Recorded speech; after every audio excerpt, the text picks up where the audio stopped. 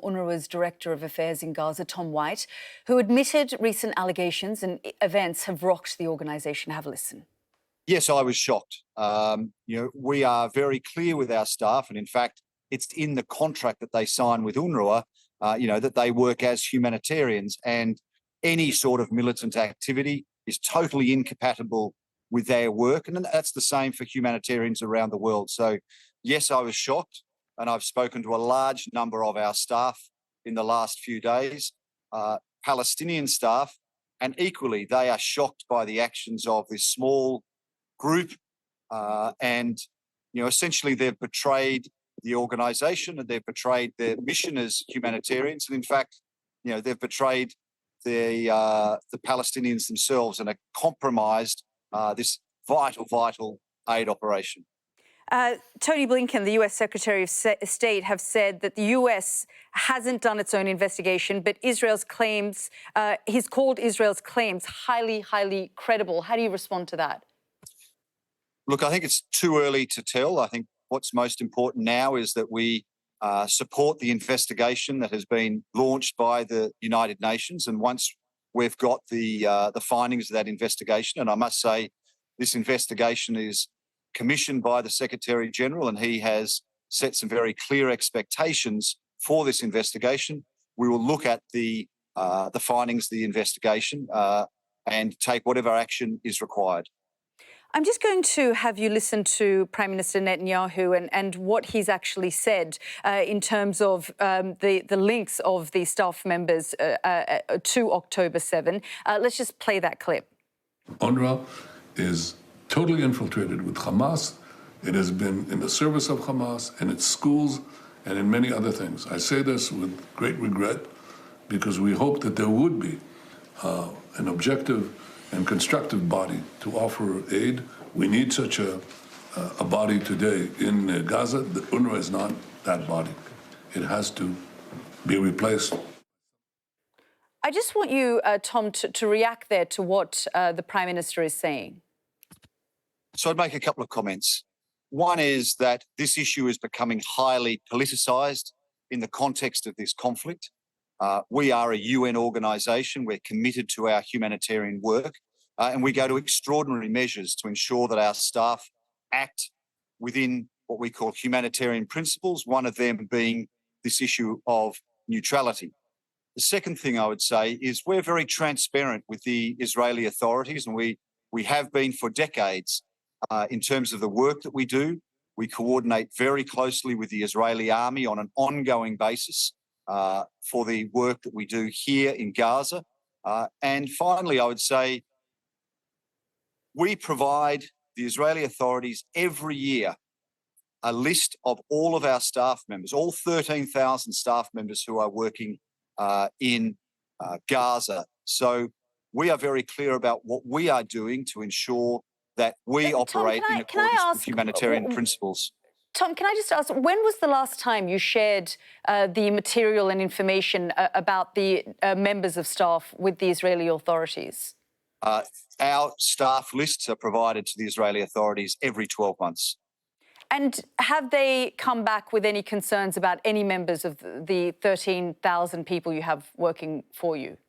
We provide it on a regular basis every 12 months, and we have not had any concerns raised by the Israeli authorities. Part of these astonishing accusations against your organisation is that roughly 10% of UNRWA staff were affiliated with Hamas or other militant factions. And Israel is saying this is obviously a UN agency supposed to be neutral of any political groups, let alone armed groups. So this has not been released to us. This is what we are seeing in the media, like everybody else. They are unsubstantiated allegations. And if we are provided information, we will take exactly the same action, which is to investigate it and, if required, take action against any individual that has compromised or betrayed the organisation. I am going to just reference some tweets you put out in the last day or so of these lorries. Could you just explain to us, they're aid lorries, but what actually has happened to them? So the incident you're referring to occurred yesterday. An aid convoy was waiting on the coastal road to get final green light from the Israeli army. And I note once again, we are coordinating literally on an hourly basis at times with the Israeli army for an aid convoy to move into the north of Gaza.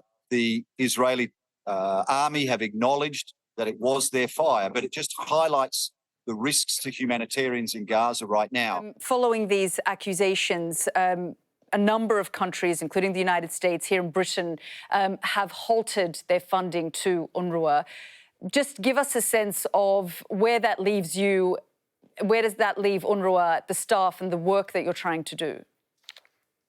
So it leaves us in a very precarious position, and not just UNRWA, but the whole aid operation. And I quote the Secretary General of the United Nations, who describes UNRWA as the backbone of the operation in Gaza. If we run out of funds, the aid operation here will collapse, and that'll be absolutely catastrophic for the people of Gaza. Just to give you a sense, in the last couple of months, we've provided 1.9 million health consultations. Just on 20 million litres of water have been provided. We're feeding 350,000 families, but also, we're working with partners, NGOs, and also other UN agencies. Now, for example, UNICEF is bringing vaccines into Gaza, but those vaccines are being put in the arms of children by UNRWA nurses. And so it will be absolutely catastrophic if we run out of funds. Now, at this stage, the risk is that we will not be able to pay the staff here who are risking their lives every day to serve the community here. We risk not being able to pay their salaries at the end of February. So is your future then, do you think, in doubt?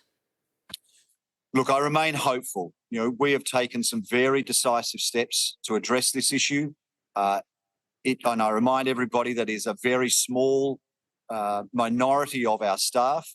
And we'll continue to work with our funding partners to give them the assurances that they can, with confidence, fund UNRWA and ensure that through their contributions, the aid operation here doesn't collapse, and we ensure that we avert, for example, a famine here in Gaza. And just, finally, do you feel these accusations have tainted the reputation of UNRWA? I'll speak from my sense. I'm exceptionally proud to work with the 13,000 staff of UNRWA. That was before the war, as they were educating children, as they were providing healthcare. But their efforts since the war has started has been absolutely extraordinary. Many of them are displaced themselves. They're living in tents. They continue to roll up at work every day and deliver aid in really trying conditions. So, I have hope that confidence will be restored in UNRWA, and my commitment to our staff, but also to the people of Gaza, is we have to keep this operation going because the consequences of it collapsing are really just unthinkable.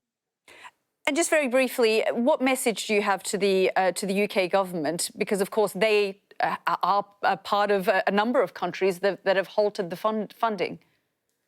My message to the UK government is work with us, review the steps that we're taking right now, and I really hope that they come back to the table as a very important funding partner of UNRWA to ensure that we can continue to meet the needs of people here in Gaza.